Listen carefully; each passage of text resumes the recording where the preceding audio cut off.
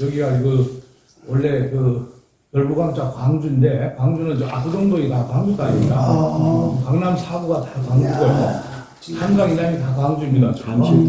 안산 시아호까지도 광주예요. 왜 이렇게 넓은 지역을 했느냐 하면은, 이 한양을 지켜내기 위해서 경도 보장지로서의 역할 때문에 그렇습니다. 그리고 여기 유일하게 있는 곳입니다. 옛날 조선왕조체는 5군 체제입니다. 지금 말하면 경호실이 하나 있고요. 성 안을 수비하는 부대가 하나 있고, 성 바깥을 경계하는 부대가 있고요. 그 다음에 이제 남한산성에 수호영이 있습니다. 여기는 훈련부대입니다. 여기에 있다가 이제 교체하고 이제 교체하는 수호영에 군사가 있고, 여기 수호사는 정이품입니다. 장관급입니다. 장관급의 병적 판사하고 맞바꾸기도 할 정도로 그런 높은 위상을 가졌던 곳인데, 그래서 이 지역이 아주 넓은 지역을 관할하게 했고, 소금과 쌀을 자급자족하도록 이렇게 해서 넓게 잡아놨습니다. 그래서 이 안에 보면은 소금을 저장했던 매염처라든가 또 메탄처 이런 것들이 많은 이유가 거기에 있습니다. 그래서 이 조선왕실에서는 여기가 굉장히 경도 보장소의 중요한 절과목입니다. 그리고 여기에 천호가 살면서 외세 침략에 대한 교육을 받았어요. 임금님이 여기 그냥 놀러 오시는 게 아니고요. 여기 오시면 주로 문과 시험을 많이 봤어요. 그리고 이제 백성들 하여금 남한사정을 지키도록 그걸 교육을 했기 때문에 외세 침략에 대해서 저항 정신이 가장 강했던 곳이 광주입니다. 그런데 일제가 1905년에 우리 애교권과 군사권을 다 뺐고, 그다음에 무기 하약 수구령을 내렸는데도 광주 사람들이 광주라고 하면 남한산성을 말하는 겁니다. 이 사람들이 이 산꼭대기에 다 무기 하약이 125군데로 나눠져 있었으니까 반납이 안 되니까 일제가 1907년 8월 1일 여기 들어와가지고 전부 무기를 한 8군데를 모아놓고 동시 폭발을 했습니다. 그래서 무기를 다 없애고 광주를 말살로 들어가서 광주에 사람 못 살게 했습니다. 이 광주 사람은 저항 정신이 강하니까요. 그래서 이제 광주를 해체하는 과정에서 이 넓은광자 광주 중요한 이 땅인데, 그 당시에 백성들이 여기 광주 산성시장이 컸고요. 그 다음에 송파시장이 컸습니다. 그 다음에 돌마시장이 컸는데, 그런 중요한 자리에 다 놔두고 저 멀리 용인 경계로 광주를 쫓아낸 겁니다. 그래서 오늘의 광주가 용인하고 붙어 있죠. 거기가 용인 경계로 나간 겁니다. 그리고 나서 이제 여기를 핍박해서 사람들 못 살게 해가지고 대부분 그 당시에 교육을 받은 사람들은 서울로 갑니다. 한결, 김윤경 한글학자, 유진호 박사라든가 또는 남도구 다 광주 사람들입니다. 이분들이 다 서울로 배운 사람들은 들어가고요. 관리들은 할 수 없이 경안으로 따라 내려갈 수밖에 없습니다. 경안으로 따라 내려가고, 대다수 사람들은 한양도 못 가고 경안 가야 자기 일이 없습니다. 그래서 고민을 하다가 집단으로 이주해 가는 것이 천호동입니다. 산성 천호리 세도가들이 와서 만든 마을이 천호동입니다. 그리고 이제 죽여도 못 가는 사람들이, 때려 죽여도 못 가는 사람이 100세대가 여기 잔류한 겁니다. 그 사람들은 이제 조상발지를 내가 떠나면 어떻게 하느냐 하는 그런 의식을 가진 사람하고 최하층에 있던 대책 없는 사람들, 그 100세대가 나와서 고생을 많이 했는데요. 국가가 도와줘야 되는데 도와주지 않고 하니까 고생을 많이 했는데, 해방이 되고 나서 이제 여기 산이 좋으니까 사람들이 산에 왔다가 때거리가 되면은 이제 보통 이 마당에, 이게 농촌이었으니까 닭은 몇 마리 다 있거든요. 그걸 한 마리 좀 잡아주면 안 되겠나 해서 닭 백숙을 만들어 주니까 큰 돈을 주고 하니까 이게 장사가 되는 줄 알았어요.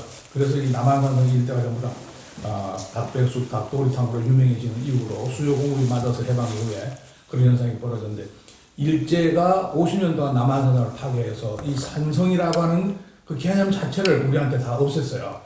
그 성이 있다고 하는 것은 그 지역의 정신과 문화의 센터입니다. 여러분들 다 유럽을 가보셔서 알지만 유럽의 그 성들은 그 가장 높은 수준의 문화가 있는 그런 곳이었는데, 이제 그런 것을 우리는 다 잊어버리고 살았죠. 중국도 그렇고 일본도 그렇고 성이 그 지역에 다 정신과 문화 센터 아닙니까? 오사카성, 나고야성, 히메이성, 교토성 뭐 다 마찬가지인데, 우리만이 성의 개념을 우리가 잃어버렸어요. 일제의 식민지 청약에 의해서.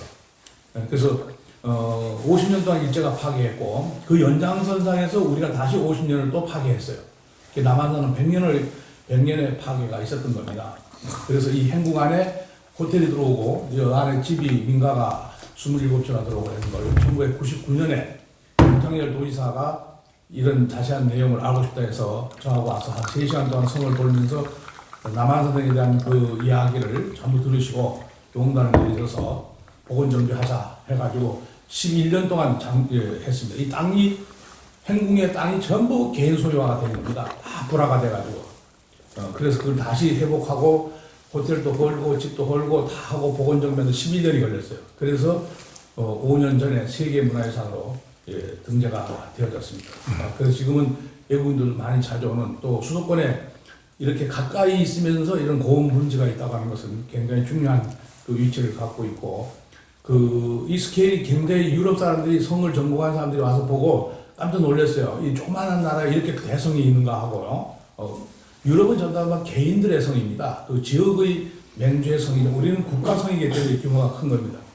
성이라고 하면 이 사람들이 그 해자를 떠올리는데 해자가 이제 방어선 아닙니까? 성에서 물을 이렇게 둬서 못 건너게끔 했는데 여기는 산성이니까 산이니까 여기는 해자의 역할을 어떤 것이 했는가? 한강입니다. 한강이 해자의 역할을 해준 겁니다. 그래서 그런 얘기를 다 듣고 종합평가해 보니까 뭐 이런 두말할 여유 없이 그 세계적인 성이 될 수밖에 없다고 해서 세계유산이 되어진 겁니다. 그 세계유산이 되려고 하면 이제 조건이 있어요. 국제회의를 30회 이상 해야 되고 뭐 여러 가지 조건인데 그걸 맞추는데 11년이 걸렸어요. 그래서 이제 세계유산이 된 겁니다. 지금은 위상이 많이 높아져서요. 그런데 아직도 여기를 유원지로 바라보는 시각 많고요. 이 안에 집이 80채인데 70%가 음식점을 하고 있어요. 이걸 앞으로 이제 좀 바꿔내야 돼요. 70%가 다 장사가 잘 되는 것도 아니고 한 반은 되고 반은 안 됩니다. 그럼 그 반은 이제 문화공간으로 만들고 우리 전통과 역사가 있는 공간으로 만들어내는 그런 작업을 지금 경기도하고 협의를 하고 있습니다. 그래서 이 새로운 시설을 들이기보다는 이 백채의 집을 활용하는 것 그리고 이 안은 저보다 목재 한옥이 아닌 집을 못 짓게 만들어놨어요. 2000년에 법을 바꿔가지고요. 그래서 정부 지원을 좀 해주고 한옥으로 유지해 가도록. 이렇게 보면 이런 한옥들 지붕선들 보고 사람들이 굉장히 좋아하더래요. 마서보고는 목재 한옥으로만 여기는 전부 다 이제 이렇게 증축하고 개축할 수 있도록 이렇게 해놨습니다. 네, 우리 관장님 말씀 박수 한번.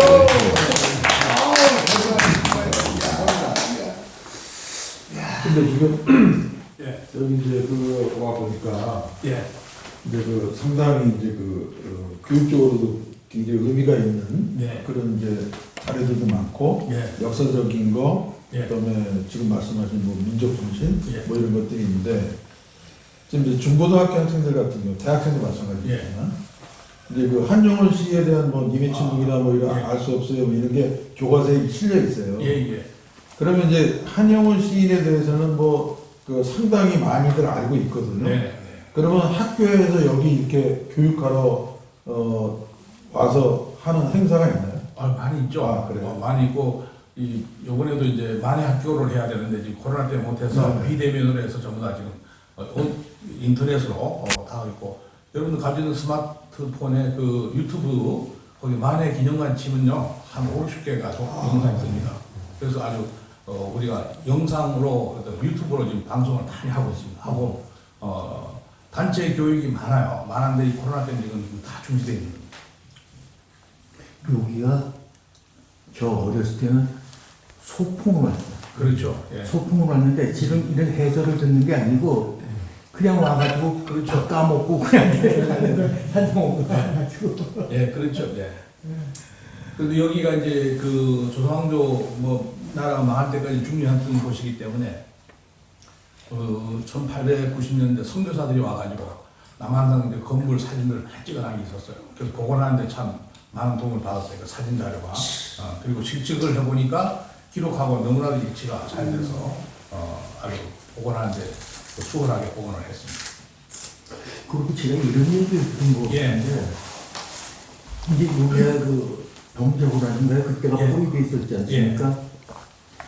그래가지고 그 기간이 꽤 오래됐어요. 예. 그냥 뭐 47년. 굶어 죽고 물도 예. 없고 그래가지고 항공하겠지 그래가지고 이제 그렇게 했는데 그때 무슨 얘기를 했냐면 저쪽에 적용으로 뭐그 이쪽으로 이제 뭐 왔든지 협상하러 왔든지 네. 사진이 왔는데 그 음식상에 물고기를 내놨다는 거예요. 예. 왜 그걸 내놨냐면 우리는 물이 넉넉하다. 예. 그걸 비유하기 위해서 그렇게 내놨다고 그런 얘기를 내가 들은 것 같아서 그래서 뭐 이게 이제 사실적으로 맞지 않는 것이 그때가 1636년 음력으로 12월 15일에 왔습니다. 큰 아주 그 추위가 맹추위가 몰아칠 텐데 물을 어떻게 넣습니까? 좀 어렵거든요. 아니 저수지가 있었다는 거예요 여기가. 저수지에 물고기를 키운다 그걸 걔들한테 그 사진한테 보여줘서 그 대부분 보면 삼국지인지 이런 거 보면 그걸 여기 했다는 얘기를 들었어요. 예, 제가. 식량 부족할 줄 알고 네. 특히 물을 고립화시키면은 아무것도 없으니까 보급이 차단되니까 니들 이제 꼼짝 못한다 그 얘기인데 네. 그거는 이제 그냥 하는 얘기 그냥 하는 같고요. 여기에는 이제 보급이 끊긴 건 사실이에요. 다. 근데 그걸 미리 예상하고 이 안에다가 다 비축을 다 해놨어요. 다 해놨는데 소설이나 이런 데는 아주 비창하게 자꾸 그걸 이렇게 몰아가고 또 김상환과 그 저명길의 그 대립 갈등으로 몰아서 영화도 만들고 뭐 했는데 실제는 그렇지 않아요. 그리고 여기는 도시화가 돼 있었어요. 그래서 청나라가 4번의 대대적인 공방을 했는데 어디냐면 지금 가락시장이에요. 거기가 청나라 진지에 진터라고 해서 거기다 진을 치고 자꾸 증강을 해서 35,000보다 자꾸 증강이 돼가 12만까지 증강이 돼. 여기는 이제 12,000명이지만은 4번에 걸쳐 대대적인 공방을 벌였는데 뚫지를 못했어요. 여기가 안 되니까 작전을 바꿔가지고 우리는 항상 북방계가 쳐들어오면은 기마민족들이 쳐들어오면은 우리는 기본 공식이 있어요. 빨리 강화도로 가야 돼요. 그 강화도 가면 그 바다 이렇게 얼마 안 되는데 그걸 못 건네. 우리는 보병이고 그 사람들은 기병인데 기병들이 물에 와서 꼼짝을 못 해요. 그래서 못 건너오거든요. 그래서 우리가 이제 빨리 글로 가야 되는데 청나라가 쳐들어왔다는 소식이 전달되는데 5일 걸려요. 그 파발이 오는데요. 의주에서 요 한양까지 오는 5일 오는데 그 소식을 그 볼을 전해서 그 저녁에 왕세자 왕비는 강화도로 들어갑니다. 그리고 임금께서는 내일 아침에 문백관 거느리고 가시겠다고 해서 하룻밤을 더 한양에서 머무르게 되는데 그게 이제 청나라를 전혀 이해하지 못한 겁니다. 그렇게 빨리 오려고 하는 생각을 못한 겁니다. 그런데 그 다음날 출병을 했는데 저 일산쯤 가니까 이미 청나라가 와서 길을 막고 있어요. 아주 상상을 못했던 그 속도전이에요. 그래서 최명길이가 나가서 협상을 벌리죠. 협상을 벌리면서 그 사이에 임금은 다시 돌아왔는데 끝까지 갔다가 이리 돌아왔으니까요. 하루 종일 임금도 고생을 많이 했고요. 나중에는 굉장히 이제 밤늦게 여기를 이제 들어오게 되죠. 그래서 그 정세 판단과 국제적인 관계 이런 걸 우리는 그 당시에 너무 몰랐다고 하는 것. 이제 그게 이제 제일 큰 요인이에요. 그리고도 이제 그 이후에 대처하는 그것도 보면 이제 상당히 여러 가지 이제 문제점을 노출시키고 있는데 이 국론이 분분하고 여러 가지 이제 그 문제점을 많이 이제 가졌죠. 그리고 청나라의 전략 전술에 우리가 완전히 말려 들어간 거예요. 말려 들어간 것이 이 동계만 지나면 우리가 또 다시 회복할 수 있어요. 그쪽 사람들이 주위에 더 강하지 않습니까? 북방계가.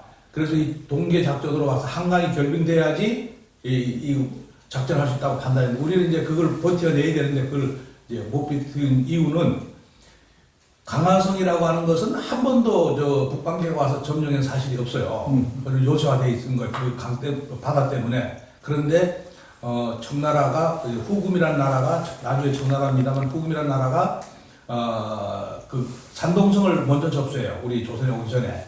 산동성에는 해군이 있어요. 청나라가 해군을 편성해 가져왔어요. 우리는 그 소식을 모르는 거예요. 그래서 여기가 고립시켜 놓고는 강화성을 공략한 겁니다. 강화성은 임금도 안 가고 하니까 강화인수가 좀 이렇게 방비가 심하지 않았어요. 그래서 강화성이 함락이 됐어요. 그래서 왕세자 왕비가 다 포로가 돼가지고 여기 송파에 와서 꿇어 앉아가지고 아버지 안 되는 우리 다 죽습니다 하니까 그만 모든 걸 다 포기하고 내려가는 겁니다. 그래서 왕세자 왕비를 구하기 위해서 임금도 끝까지 안 내려가려고 그랬죠 여기서. 그런데 뭐 가족이 다 거기 인질로 와가지고 죽겠다고 하는데 안 내려갈 재간이 있습니까? 그래서 47일 만에 내려가서 한국에 예를 했는데 삼배 국오들에 하는 그 말도 많이 왜곡되어 있습니다. 뭐 머리를 쾅 찍어서 피가 났다고. 초인구라고. 예? 초인구. 예. 서인구라고 그러더라고요. 아니 그 송파구 삼전도에서 된 거죠. 삼전도 그래요? 네, 삼전도에서 거기 가면 이제 그 도상도 있죠. 그렇게 해서 머리를 찍어서 뭐 피가 났다는데 다 그거는 우리를 너무 비하하는 얘기들입니다. 그건 황제를 만날 때 하는 예식입니다. 9번, 3번 큰 절과 또 3번 작은 절을 하는 것은 황제를 만날 때 누구든지 가서 그걸 해야지 황제를 만나게 되는 하나의 예법인데 그걸 가지고 과장해가지고 우리가 이제 그렇게 얘기를 하고 있거든요. 그런 것들이 이 드라마나 이 소설 속에서 너무 많이 이렇게 좀 뻥튀기 된 부분이 많습니다. 실질적인 것은 그렇지 않습니다. 근데 부분이요. 그 부분이 지금 명의 황제 찍을 때 처음은 저기 오란티라고 해가지고 황제를 그렇죠. 우리 인정을 안 했는데 가서 한 거는 분명히 우리가 걔네한테 형제에서 급이 완전히 군신을 바꾼 거 아니에요. 그러니까 그 맞죠. 그거는 우리가 그렇죠. 네, 그건 맞아요. 이제 우리 그거는 애국이 아니에요.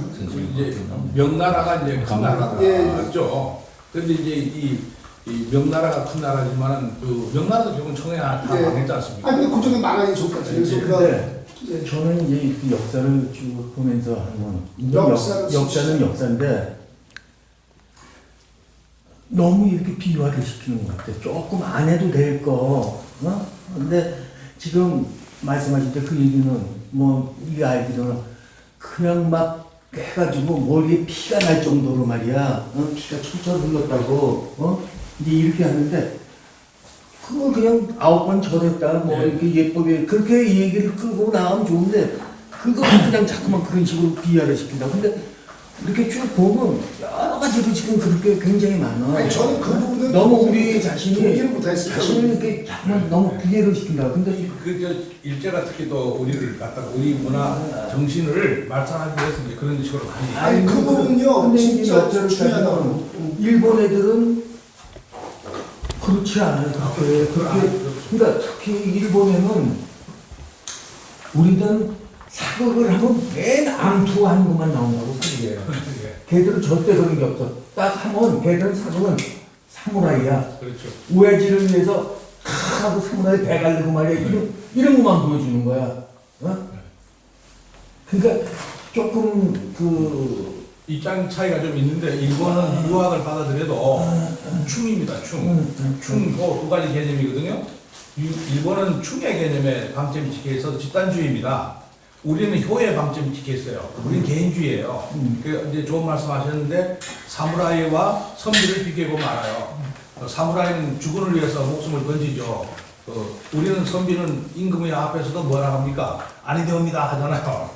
끝까지 당신 주장을 피잖아요. 이제 그런 것들에 이 차이점이 있어요. 그래서 일본은 아베가 아무리 나쁜 짓을 해도요 국민들이 손해 나는 거 알아요. 저렇게 하면은 우리한테 많이 된다 알지만은 그러나 일단은 아베를 지지하는 겁니다. 아니 이런 것들이 일본의 하나의 특성이에요. 지금 저가 얘기하는 거는 그것보다도 그냥 궁중에서 암투하는 거야. 서로 막 헐고 뜯고 막 이런 그게 너무 많이 그게 이제 나온다. 개인주의 너무 그래. 그러니까 내 그런 표현을 하면 지금 이게 막 너무 헐고 뜯고 막 그런 거야. 그게 DNA가 흘러내려온 게 아닌가. 그런 것들이 이제 이 개인의 초점을 맞춰서 그래요. 그리고- 일본은 집단주의인데 우리는 이제 그런 면에서 차이가 있는 거예요. 같은 유학을 해도 해석하는 점이 좀 달라서 그래요. 그러니까 근데 우리가 이제 사학에 대한 그 하는 그 관점을 이제 민족사관, 시민사관 뭐 이런 식으로 하잖아요. 그래서 학자들끼리 서로 이제 다툼이 있는데, 예. 근데 이제 지금 이제 이게 관장님 같이 그러면 이제 역사 어떤 이제 올바른 어떤 흐름 이런 것을 뭐 여기 이제 학생들이 여기 와서 교육을 받든지 아니면 아까 말씀하신 이제 유튜브나 예, 예. 뭐 이런 걸 해서 올바른 그 교육, 예. 그러니까 이제 그 잘못된 거에 대한 그 이제 어떤 관점, 그 남한 사람 같은 그 영화도 제가 이제 봤는데 보니까 이제 그거에 대한 관점도 어떻게 보느냐인데 그거를 예. 바로 볼 수 있게. 예. 그러니까 이제 각색하는 사람들은 이제 그 관객들을 좀 이렇게 오도시키면서 예. 가는데, 재밌게 예, 만들어니까 예. 자꾸 대립 예. 갈등으로 가야지 재밌어지니까 이제 김상환과 지명기를 내서 가지고 두 사람이 예. 계속 이렇게 싸우는 걸로 몰고 가야지 영화가 흥행이 되니까 그렇게 가는데 제가 그래서 그 광주시청에서 네. 그 부분에 15곳을 팩트 체크해 줬어요. 네. 해서 이거는 국민들이 이렇게 이해하면 안 된다. 그래서 팩트 체크를 해줬습니다. 근데 그거를 여기 이제 유튜브 하신다니까 네. 이제 그걸 바로 좀 잡아줄 수 있게 그렇게 해서 그 학생들이 좀 그 볼 수 있게 그 남한서는 그 영화 보고 나서도 예, 그렇죠. 사람들이 어느 게 옳으냐에 대한 논란이 되게 네, 많았었어요. 그렇습니다. 그러니까 그걸 바로 잡아주시는 게 뭐 이게 좋습니다. 백보를 쏘니까 저 네. 행궁이 한쪽이 막 무너지니까 저 최민길이가 막 달려가서 항복하고 네. 하는 거 다 잘못된 네. 그런 것들이 네. 이미 저 밑에서 이미 다 이루어진 일이고 네. 그런데 그 잘못된 부분이 많습니다. 네. 그리고 여기 사막사에 지금 저 네. 보시고 있는데 네. 그 다 잘못된 얘기가 배 갈라서 죽고 뭐 이런 거 아니거든요. 그런 건 다 뭐 잘못된 얘기예요. 그러니까 그런 거를 바로 이제 그 어떤 역사적인 그렇죠. 네. 예. 그래서 행궁을 복원하면서 네. 저 행궁을 중심으로 해서 우리 수준 높은 고급 문화를 네. 우리 국민들에게 보여줌으로써 자긍심이 생기잖아요. 네, 그래요. 지금은 예전에는 우리한테 뭐가 있다는 게 중요했어요. 근데 요즘에는 이제 그게 아니고 존재 가치가 아니고요. 활용 가치예요. 활용을 해서 그 속에서 국민들이 뭔가 배워야 된다고요. 또 따라가야 되고. 그래서 지금 행궁은 문 다 열고 저 안에서 여러 가지 공중 행사가 많이 일어나는데 이 코로나 때문에 지금 뭐 좀 많이 차단되어 있습니다만 이렇게 오시면은 거기서 공중 다해도 해드릴 수 있고 그 비용 뭐 그렇게 많이 안 받습니다. 공중 차에도 임금님 차도 받을 수 있고 여러 가지 행사가 있거든요. 이제 그렇게 해서 우리 국민의 높은 수준의 어떤 그 문화를 보여주는 것을 이제 한쪽에서 하고 또 한쪽에서 이제 제대로 된 우리의 주체적인 사관에 의해서 역사를 바라보는 안목을 길러주는 작업. 또 여기는 자연 환경이 굉장히 빼어나고 좋기 때문에 이 남한산이 갖는 이런 환경적인 이런 것도 하고요. 이 우리 여기 마당에 반딧불 가재가 다 있거든요. 이 서울 강남에 30분 거리에 반딧불 가재가 있다. 못할 거예요. 여기 온지대기 때문에 되는 거예요. 여기 400m 올라와 있어요 지금. 해발 400이거든요. 저 주어장내는 500인데 보면 여의도가 이렇게 내려 보여요. 여의도가 이렇게 내려 보이고 여기 롯데 빌딩이 뭐 한눈에 보이죠. 그 1년에 한 번씩 그 불꽃쇼 하는데 모르는 사람들이 그 롯데 밑에 가서 여기서 보면 높이가 같아요. 그 백인 산청이 515m 나거든요. 여기 500이거든요. 같은 거리에서 보면 뭐 먼저 와서 24시간 전에 벌써 진을 치고 거기서 그 하고 서양의 해 노을도 여기는 아름답고요. 여기는 이제 아주 청정 지역입니다. 그리고 이 성안이 80만 평인데 20만 평의 소나무 숲으로 되어 있어요. 그래서 아주 여기처럼 환경이 좋은 데가 있습니다. 그러니까 아까 말씀드린 대로 이제 중고등학생들, 대학생들이 여기에서 현장 경험이나 그런 이제 그런 좋은 말씀을 듣고 어떤 역사적인 바로 역사관을 세울 수 있도록 예. 그것도 되게 큰 역할이 있어요. 세계유산센터하고 연결해서 많은 내가 조금 말씀드릴게요. 우리 정관장님은 정말 대단한 분입니다. 조금 전에 말씀드렸죠. 저희 정말 민족적 자긍심을 가질 만한 자연적으로나 역사적으로, 전통적으로, 또 문화적으로 그런 곳이 완전히 황폐화되어 있는 것을 우리 정보상 관장님이 여기 오셔가 만해 기념관을 이를 옮겨서 이걸 하면서부터 이 남한산성을 복원한 겁니다. 만약에 정 관장님이 이런 노력을 안 하셨다면 이게 어떻게 됐을지 모르는 거예요. 더 황폐화되어가지고 완전히 없어져 버릴지도 몰라. 또 참 그래서 내가 그 복원의 과정을 좀 이따 내가 청해하면 들을 필요가 있습니다.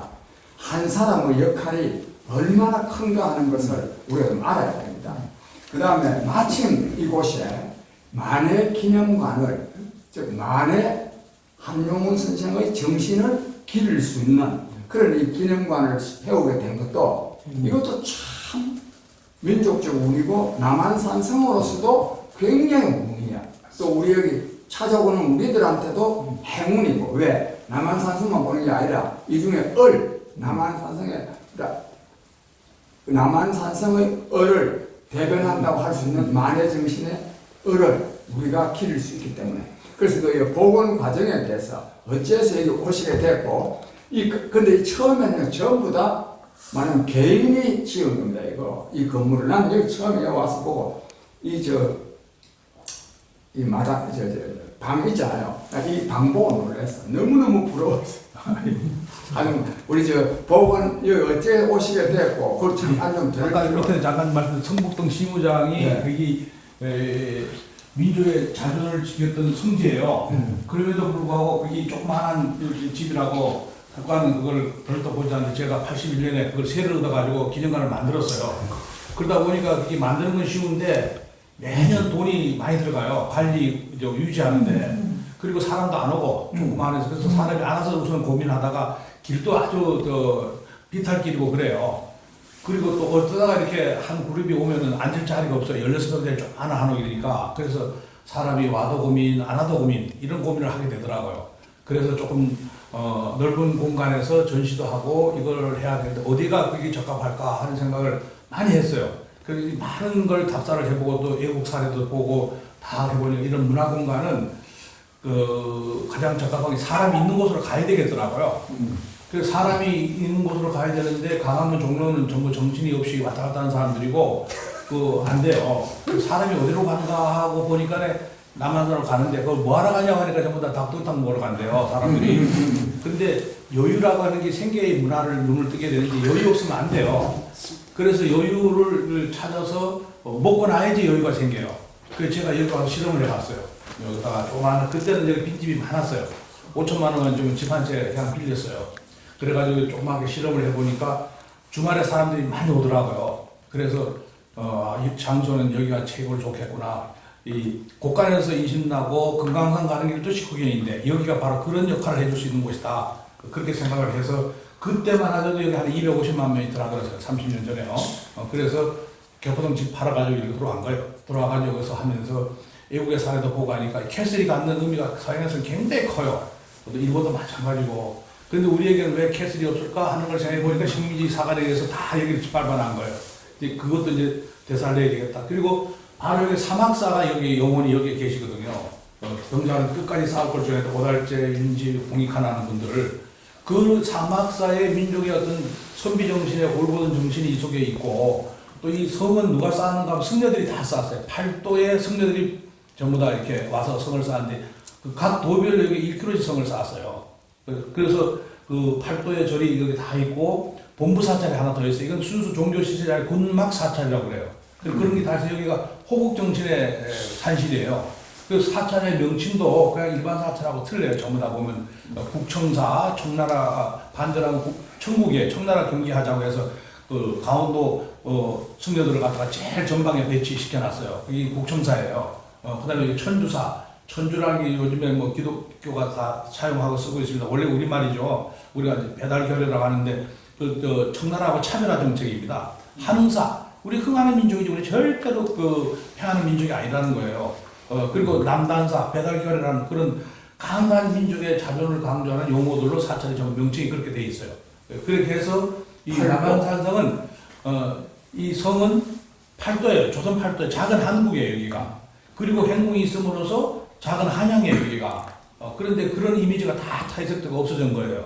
그래서 이 남한산성이 갖는 어떤 그런 그 의미가 굉장히 크다. 그리고 또 여기 왔다가 만해의 민족의 자변의 정신을 담아내는 조선시대에는 사막사였다면은 일제시대에는 만해의 정신이 서로 맥을 상통하는 거니까 여기다가 하는 게 좋겠다고 이제 생각했고 또 만해도 3.1 독립운동을 할 때에도 학생들을 많이 독려하는데요. 그 독려하는 이유가 나라가 어려울 때 서산 사명이 있어서 임진전을 겪지 않았느냐. 또 병자하는데 벼감각성이라는 큰 어른이 계셔서 우리가 다 힘을 합치지 않았느냐. 이 김인현에도 우리가 힘을 합쳐야 된다는 역설을 하거든요. 그래서 벼감각성이라는 분이 팔도 도총석으로서 이 남한산성을 진두지휘한 분이에요.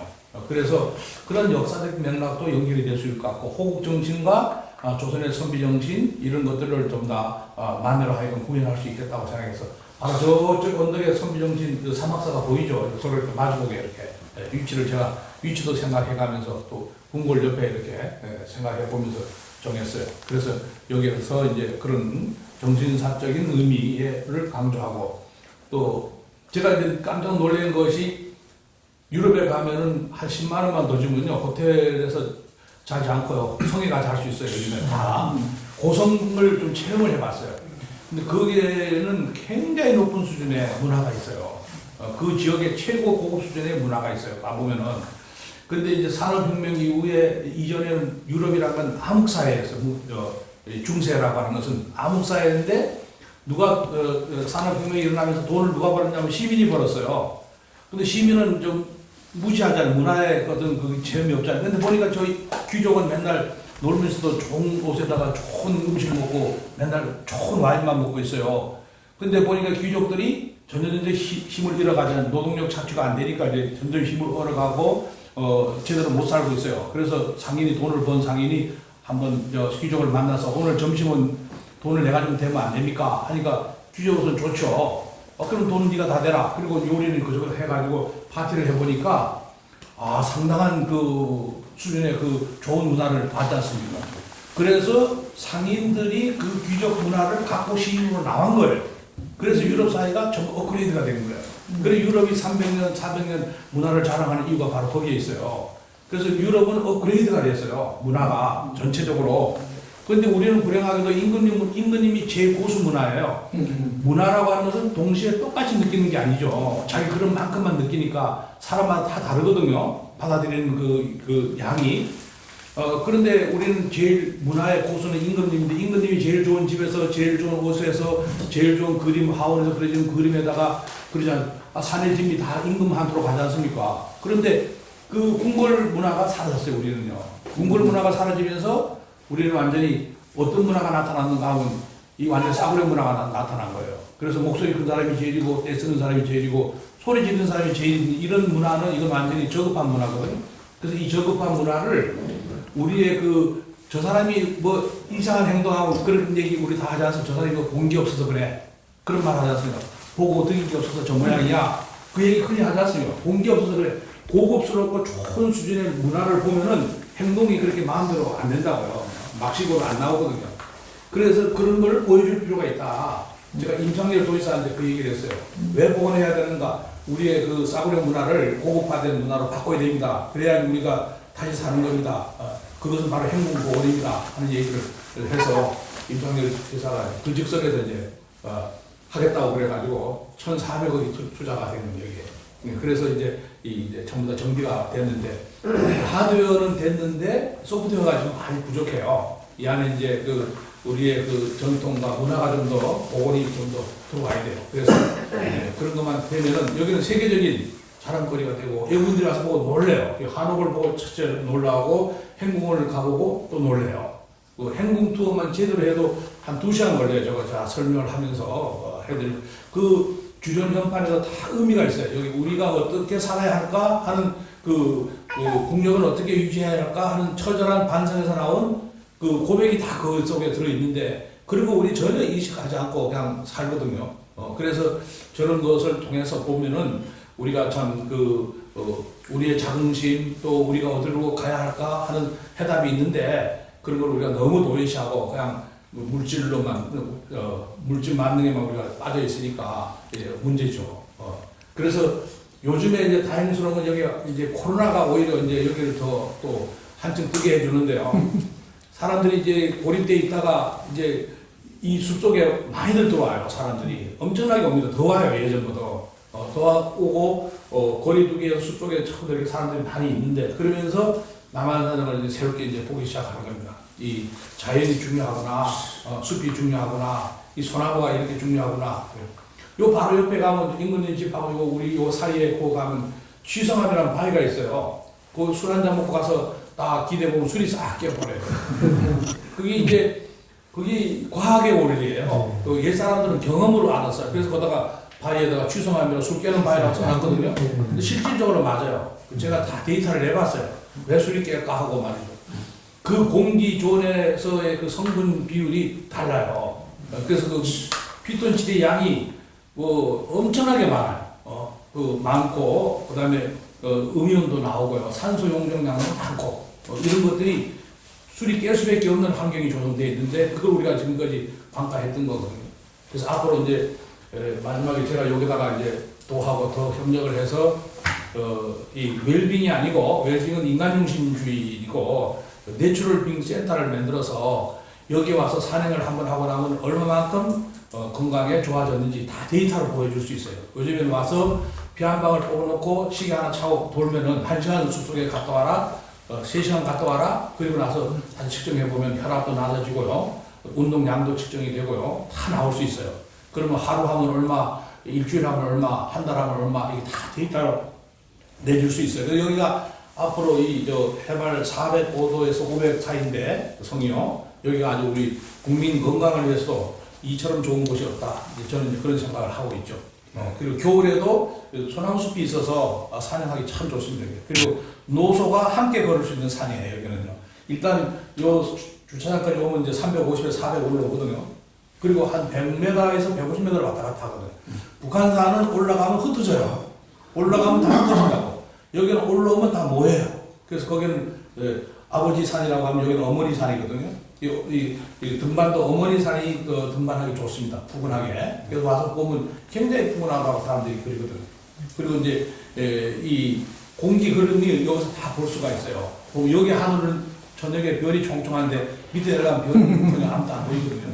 그래서 환경의 지표로서도 여기는 대단히 중요하고 미래적인 어떤 그런 면에서, 그래서 강남에 돈 있는 빌딩 같은 사람들이 집을 와서 이렇게 짓고 있는 거예요. 허름한 집들 막 그냥 돈을 값으로 따지지 않고 무조건 그냥 뭐 1억 2억 더 주고 사가지고 이렇게 번듯하게 지금 집을 지은 거예요. 여기 이제 저 사람들이 돈이 있어서 집을 짓는 건 좋은데 이제 조금 더 깊이 생각하고 해야 될 부분이 많은데 그런 건 안 하더라고요. 이제 토지 이용 계획을 먼저 세우고 거기에 환경에 맞는 집을 지어야 되는데 이제 그런 거 생각 안 하고 그냥 90평까지 지으라니까 다 90평을 100평짜리 땅에다 90평의 집을 지으니까 마당 하나 없고 없잖아요. 그러면 안 되지. 60평만 30평만 해도 한옥은 커요. 이런 데 보면 마당이 있어야 되거든요. 그런 거 생각 안 하고 이제 그렇게 지으니까 좀 답답하긴 한데, 그래도 하여튼 뭐 옛날 허름한 쓰레기 집보다는 저희 집이 나으니까 일단은 몇 단계를 거쳐 가야지 이게 이제 되는 거지. 한 방에 다 되는 게 아니에요. 몇 단계 거치면서 시행착오하고 하고 그래서 이제 발전해 가는 거니까 뭐 한 번에 되는 건 아니고 또 소급하게 할 것도 없고 해서 이제 여러 가지 이제 그걸 해주죠. 한옥도 여기서 여기는 행정이 광주시인데요. 광주시의 공무원이 한옥이 뭔지를 몰라요. 한옥이 뭐냐고 물어보면 귀환진 게 한옥이라고 그냥 그런 식으로 얘기하고 있어요. 그러니까 이게 개념이 안 되죠. 그래서 명지대학 문화재과에다 요청해서 제가 한옥 설계를 다 해다 놨어요. 다가 5타입으로. 한옥은 간단해요. 일자집, 기읍자집, 니은자집, 비읍자집이거든요. 그렇게 해놓고 그 보름은 그 땅에 따라서 이렇게 크고 작다가 내부는 자기 마음대로 하고 약간은 경관만 하면 되니까 그렇게 해서 허가 같은 것도 이제 원스톱으로 처리하게 해주고 많은 행정 편의를 지금 이제 도모하고 있죠. 그래서 우리 사대문안이 좀 이렇게 우리 전통이 좀 남아있더라면 얼마나 좋겠습니까? 근데 그건 다 깨졌고, 그건 어떻게 할 수 없고, 여기만이라도 우리 전통을 좀 지키자. 그래서 외국인들이 오면은, 한국 갔다 왔다고 하면은, 남한산성 갔다 와야지 진짜 갔다 왔다는 소리 들을 수 있는 공간으로 만들어내자. 각종 17개의 규제법 때문에 여기는 꼼짝 못했어요, 그동안에. 꼼짝 못하고 이 숲이 그대로 남아있는 거거든요. 뭐 그런 게 없었더라고요. 뭐 벌써 다 난리가 났죠. 근데 이 산 밑으로 너무 많은 또 이제 타고 들어와서 걱정을 해요. 이 위례신도시라든가 간북지구라든가 또 교산지구 제3 또 그 지구로 오는데 그 사람들이 몰라서 그래. 큰 산 밑에 바짝 들어와서 아파트 짓는 것은 생태 환경적으로도 안 좋은 거예요. 근데 우리는 무조건 돈 되니까 아파트는 그러니까 이제 그렇게 하는데 그런 거를 좀 생각하면서 이렇게 환경도 생각하면서 이제 건설을 해야 되는데 그런 거 안 하니까 좀 문제인데. 이쪽은 많이 뛰어 제가 김문수 지사한테 강력하게 얘기해가지고 그 골프장을 존치시켜라. 골프장을 존치시키는 이유는 그 여기 들어오는 사람도 나중에 덕이 되고 남한산은 덕이 된다. 그거에 다 아파트 지으면은 거기에 들어오는 사람들이 피해를 본다. 결과적으로는 산성에도 나쁜 영향이 오고 그걸 존치시키자 해가지고 김문수 지사가 그 앞장서서 그거 존치시키는데 시켰어요. 그런데도 지금 자꾸 토계공원에서는 그것도 아파트 지으려고 지금 기회만 되면 아파트 짓겠다는 얘기가 나오는데 주민들한테 이제 교육을 시켜서 그건 막자 우리가 큰 산 밑에 들어오는 게 안 좋아요.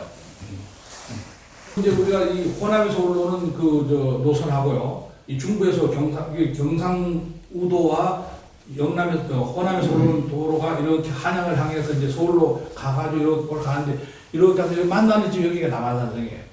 그래서 여기가 아주 교통이 사통 발달로 통할 수가 있는 곳입니다. 지리적으로도 여기가 우리 지리적인 면에서 아주 중요한 곳이었죠, 옛날부터. 그래서 여기 성을, 우리나라 제일 큰 성입니다, 이 성이. 제일 큰 성이고, 400년 전에 고대성의 형태, 그게 남아있고요. 기본형은 고대성입니다. 백제 고구려의 고대성이고, 그 이후에 이제 숙종 때, 영조, 전조 때 이제 현대성으로 바뀌어오는 그 과정이 다 남아있어요. 그래서 남한산성은 성곽 에 있어서 백과사전인데, 여기는 모든 요소가 다 들어있어요. 이렇게 생각해 볼 수 있습니다. 관장님, 그럼 이제 이건 제 생각인데 여담인데 하나 여쭤볼게요. 예. 여기에 탁 들어서 너무 좋아요. 예. 공간도 너무 좋아요. 예. 지금 절에서는 템플 네, 템플 스테이. 공연 그걸 예. 하고 있습니다. 그거하고는 개념이 조금 틀린데 혹시 여기를 그 어떤 세미나실이라든지 이런 걸로 이렇게 하신 그런 여기는 그런 걸로 쓰죠. 많이 활용하는데. 예, 옥사 같은 거 할 수 있게 해줍니다. 그럼 할 수 그래서 있게 이제 숙식이 좀 문제가 있죠. 여기는. 수식은 뭐 각자 뭐 하는데 하여튼 이 공간을 그래서 이렇게 크게 만들어놨어요. 네, 그래서 여기 강의실이에요. 여기 PPT도 할 수 있고 다 돼 있어요. 민혈한테 언제 타느냐 이게 하면은 6.25 때. 6.25 때 6.25 때도 그렇고 또 그 병자호란 때도 이미 조총이라는 걸 들고 들어왔어요. 뭐 임진왜란때 조총 들고 들어왔잖아요. 그래서 이 시내에 있는 도성이라든가 읍성 그거 다 무용지물이 된 겁니다. 다 조총의 사정권 안에 들어갑니다. 사정권 안에 들어가기 때문에 선조가 임진왜란 때에 빨리 보따리 싸가지고 우주까지 피난 간 거예요. 그 사정권에 들어오니까. 그래서 남한산성 쌓자는 걸 굉장히 후회했는데 와서 쌓으려고 하니까 국력이 안 되고 또 광해가 이어서 쌓으려 해도 국력이 안 되고요. 그리고 이게 그 온달산성 있잖아요 저쪽에 그거하고 무슨 연관이 이게 좀 우리 역사에서 한강을 누가 지배하느냐가 중요한데요. 이 한강을 주변에 따라서 이렇게 이 옛날 교통로니까 이 교통로상에 나라를 지키기 위한 여러 시설들이 이제 있어요. 삼국통일의 대업이 여기서 이루어지는 이유도 바로 거기에 있어요. 신라가 여기를 방원달 그 장군 있잖아요. 예, 그게 충주 그 얘기가 있었습니다. 예. 그다음에 이제 그 또 워커힐 쪽에도 거기 예, 이제 예. 또 이 아차산성도 그렇고요. 이 한강을 중심으로 해가지고 보면은 이제 교통로기 때문에 중요하죠. 오늘 좋은 말씀 듣고 또 다음에 또 관장님 모시고